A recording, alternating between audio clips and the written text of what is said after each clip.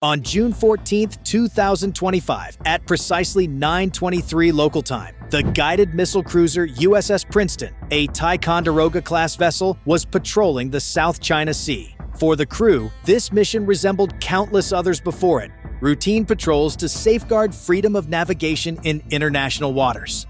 Yet, this morning was anything but ordinary. The ship's radar screens suddenly lit up, marking the presence of a Chinese Type 052D destroyer. What began as a simple detection spiraled into a dangerous chain reaction. Fighter squadrons scrambling into the skies, the sudden surfacing of a submarine, and a confrontation that edged dangerously close to igniting a global conflict. The South China Sea has long been more than just another body of water. It is the heart of a geopolitical struggle between Washington and Beijing, a place where $3.4 trillion worth of goods passes each year and where oil and gas reserves lie beneath the seabed. For China, the waters represent more than trade. They symbolize power and influence. Through artificial islands, heavily armed bases, and constant territorial claims, Beijing has sought to make the sea an extension of its sovereign domain. Each maneuver by American forces is viewed as a challenge, a test of will, a signal that the U.S. will not step aside. For the United States, the stakes are equally high. Should China dominate the South China Sea, America's reach in Asia would falter, and the balance of global influence would tilt dangerously in Beijing's favor. Taiwan, Southeast Asia, and beyond would fall under greater Chinese sway. Against this backdrop, the standoff between the USS Princeton and the Type 052D destroyer became another crucial fragment in a dangerous puzzle, a contest that could either topple into the abyss of world war or force uneasy cooperation. As the two vessels moved closer, the Chinese destroyer accelerated from 18 knots to 30 within a minute and a half, a maneuver too deliberate to be mistaken for chance. It was an intercept course, ordered directly from Beijing, intended to intimidate the Americans and force them back. Yet, behind the Princeton loomed the mighty USS Gerald R. Ford carrier, a supercarrier unmatched in its capabilities. To push back such a force would not only be bold, it would be an attempt to humiliate America on the world stage. The Princeton systems immediately processed the destroyer's sudden acceleration. Within 3 minutes, the analysis flagged it as a potential threat. In just 10 minutes more, the American cruiser would fall within the destroyer's strike zone.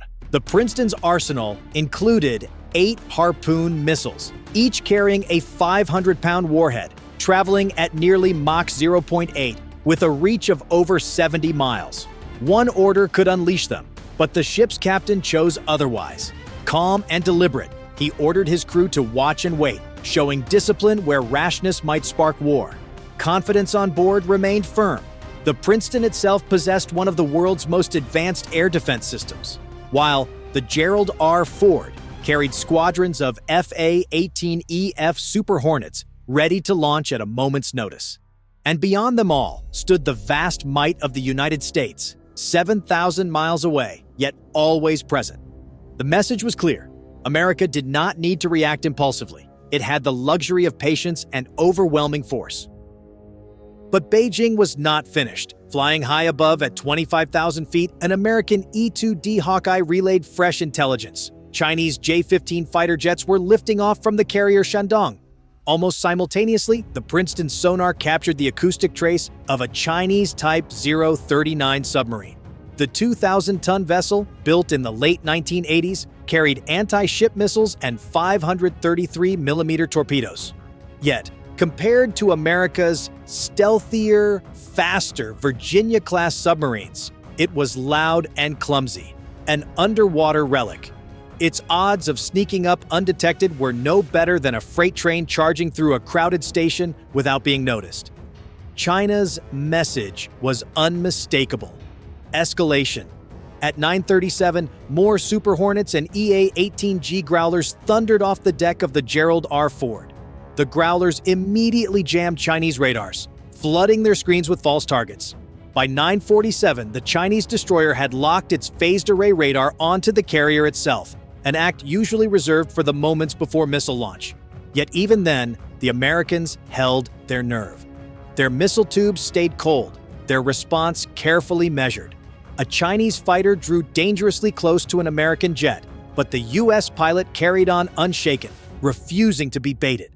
Inside the Princeton's control room, the tension was thick enough to touch, as if the weight of decisions hung in the air, waiting to crush everything beneath it. Suddenly, the Chinese submarine revealed itself in the most unexpected manner.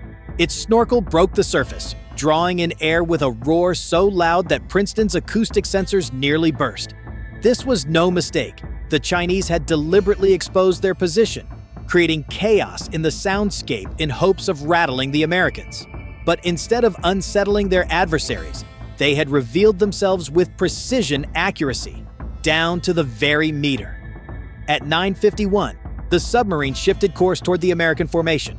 The Princeton's commanders knew the truth. If battle erupted, the submarine would not survive. The ship's SM-6 missiles could reduce it to wreckage in just 12 seconds. What Beijing had unveiled was not intimidation, but vulnerability. Meanwhile, the Gerald R. Ford's electromagnetic catapults roared to life. One after another, Super Hornets streaked skyward. First one, then two, then 5, 10, 20. Each launch hurled 30,000 pounds of metal and fuel into the skies. The tempo never faltered. 40th, 45th. Within minutes, nearly 50 Super Hornets and Growlers surged into the sky, forming a wall of American steel against the advancing J-15s. But the ultimate demonstration of power was yet to come. From beneath the waves, a Virginia-class submarine, previously invisible, broke the surface just 6 miles from the Chinese carrier Shandong. The message was chillingly clear. American torpedoes could strike at point-blank range. Each Mk-48 torpedo carried enough explosives to send even the largest carrier to the bottom. With homing systems guiding their path, escape was impossible. The Chinese, who had hoped to intimidate, suddenly faced the realization of their own exposure. Beijing's bravado began to crumble. Their destroyer pressed closer, their jets circled above, but the overwhelming presence of America's strike group, reinforced by a silent predator lurking so near, tilted the balance. Instead of forcing the Americans back, China now faced the humiliating truth that their maneuvers had backfired. At 16:23, Beijing transmitted the order, the drill was over. The destroyer, the submarine, and the carrier Shandong all began to pull back from the American group. What was meant to project power ended quietly, with a retreat. The USS Gerald R. Ford strike group had delivered its message. This sea does not belong to China alone. Without firing a missile, the United States showed that escalation would only end in embarrassment for its rival. For the crew, the South China Sea seemed less like disputed waters and more like America's 6th Great Lake, only saltier. That wraps up today's story. If you enjoyed it, don't forget to leave a like, subscribe for more, and join us again in the next episode.